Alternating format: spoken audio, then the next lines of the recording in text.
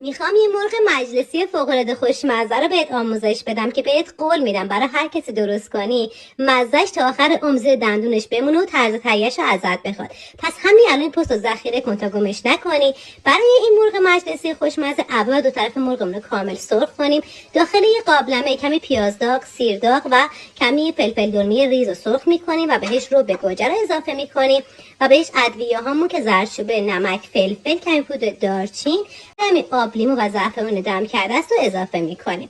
میذاریم که بچه‌ها سسمون یکم قوام بیاد، بهش آب جوش رو اضافه میکنیم. وقتی چند تا قل خورد سسمون رو کامل به موقعی که از قبل سرخ کردیم اضافه میکنیم و در آخر روی مرغمون کمی سس کچاپ، پیاز حلقه حلقه شده، فلفل دلمه، گوجه و پودر دارچین و کنجد میپاشیم و 1 ساعت و نیم بهش زمان میدیم تا کاملا بپزه و جا بیفته و در آخر با یه زرشک پلوی خوشمزه نوش جام میکنیم. اگه این پست رو دوست داشتین بفرست برای دوستات.